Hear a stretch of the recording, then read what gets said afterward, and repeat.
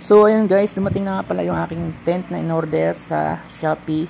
So unbox natin ngayon kung ano itsura ng ating tent na in-order sa Shopee.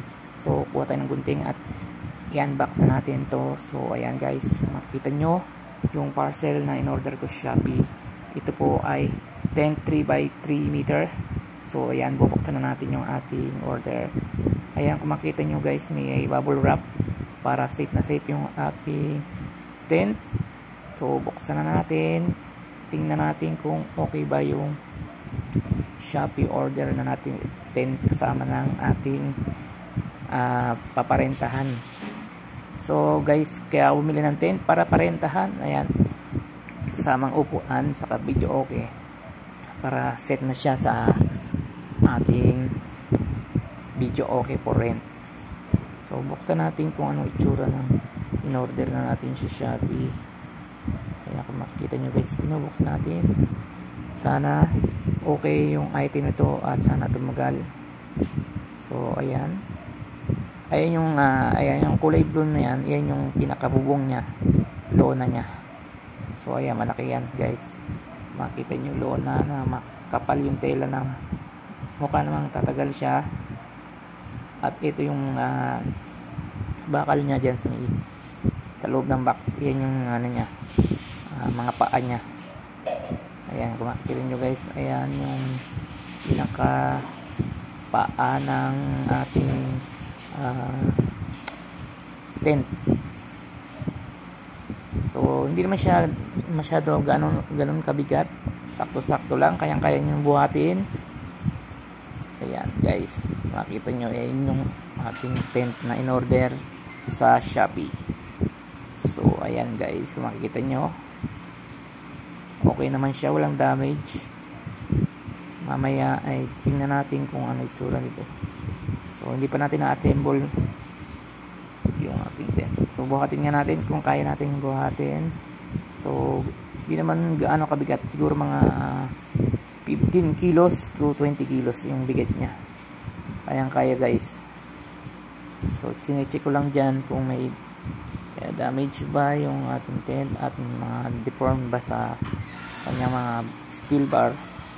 So sa pagka-check ko, wala naman siyang damage. Ayan, wala naman siyang mga dent at deformation sa bakal niya. Okay naman yung mga tornilyo.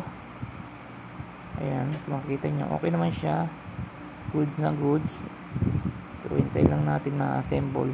So ayan, kung makikita nyo guys, yan yung pinaka paa ng ating tent. So tanggalan natin yung tali. Tingnan natin kung gaano kalaki ito. Sigurado hindi kakasya sa loob ng bahay yan, para makikita nyo. Kung ibubuka lang siya ganyan, napaka affordable na itong tent na to. Ayan, bubuka lang natin yan na ganyan, tapos ilalagay yung lona. So yan yung nasa gitna, yung bakal yun. Buka lang natin ng ganyan. Ayan, buka lang natin dahan-dahan. So hindi ko mabuka kasi pa-string. Pero kung nabuka to, sobrang laki nito. 3 meter by 3 meter yung laki ng tent na to. Bali nabili ko pala siya ng mga 1,500 yung ganyang tent 3 by 3 meter. Okay naman siya guys. Ayan, sinecheck ko lang kung paano gawin. Ayan, hindi na kayo mahirap mag-assemble kasi ayan, bubukan nyo na lang siya, tapos ilalagay yung lona sa bubong, didikit nyo lang yung pinaka-strap nya. Pero hindi ko na inassemble dito sa loob ng bahay kasi masikip. Pinakita ko lang na ganyan, binuko ko. Pero may bubuko pa yan, mga 3 meter by 3 meter pa yan. Sobrang laki niya guys. Kaya sakto-sakto sa mga video okay for rent at full for rent natin na setting package. Ayan, makita nyo, binubukan ko ganyan, hindi na magkasya sa loob ng bahay kasi sobrang laki niyan tent na yan. Ayan. Tapos yung may pipindutin lang kayo dun sa may bandang bakal at pwede nyo pang maitaas yung paa ng tent. So ayan guys, ang makita nyo, dumating na rin yung ating swimming pool na in order. So unbox na rin natin. Ayan, naka-bubble wrap din siya at okay yung packaging niya. Tingnan natin kung may damage yung ating in order na pool. Sa Shopee din to guys, na ang sukat ng pool natin in order ay 3 meter by 2.6 by 65 cm. Ayan, naka-bubble wrap at ina-unbox ko na. Check lang natin guys kung okay yung item na na-receive natin sa Shopee, at kung may damage ay pwede natin ibalik. Kaya binidyohan ko na rin sa pag-unbox para may ebidensya tayo na kung tama at walang damage yung na-receive natin sa Shopee. So, buksan na natin yung ating in order. So ayan, yung product na yan ay Intex Pool. Ayan, matibay yan, durable yung ating Intex pool. I-unbox na natin, check na natin kung okay. Ayan, may pre-base pa siya na bola. So ang bigat niya, so mabigat din to, siguro mga 25 kilo ang bigat niyang pool na yan. Mga 20 kilo siguro, 20 to 25 kilo yung bigat na ating pool. Marerentahan ko din to, kaya tamang-tama ngayong summer, marami nang naghahanap ng pool para hindi na sila pupunta sa mga resort at magre-rent na lang ng pool, kaya makakatipid pa sila ng gastos. Kaya malaki itong pool na to, 3 meter by 2.6 meter by 65 cm. So ayan yung mga parts nya, plastic.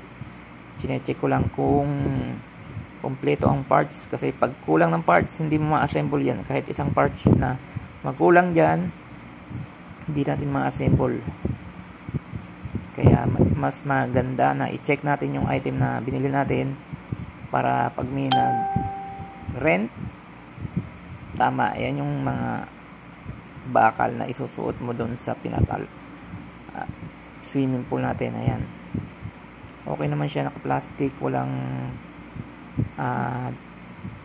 dent at mga damage. Bagong-bago, kitang-kita na bagong-bago yung ating in order na pool. Ayan, balik na natin, huwag na natin, saka na lang natin i-assemble pag may nag hired na, may nag-rent na. Ayan, binibilang ko lang yung mga material niya kung tama at walang kulang. Okay naman siya, goods na good. Ito yung ibang parts niya na kailangan nating bilangin din, kasi kasama to sa pool natin. So check ko lang guys kung okay. Ayan yung mga parts. Ayan, dyan sa mga kantuan, yan guys, kine-check ko lang, binibilang ko rin lang yan kung okay yung kanilang product. So yun nga guys, okay naman siya, wala namang kulang yung mga parts na dineliver ni ating seller sa Shopee. Yun nga pala guys, yung pool na to ay nagkakalaga ng 5,000 na 100 plus yung shipping niya na pumapatak na 300. Bali siguro mga 5,400 yung mga gastos mo dito pag bumili ka ng ganyang kalaking na pool. So gagamitin ko nga pala to na paparentahan, kasi tamang-tama sa summer, mainit ang panahon, kaya kailangan natin ng maligo at mag-swimming. So yun lang guys, at saka ko na i-video kung paano ko assemblein yung pool na to pag may nagrenta na. So ngayon unboxing lang yung ating video. So yun lang, bye bye, see you in the next vlog.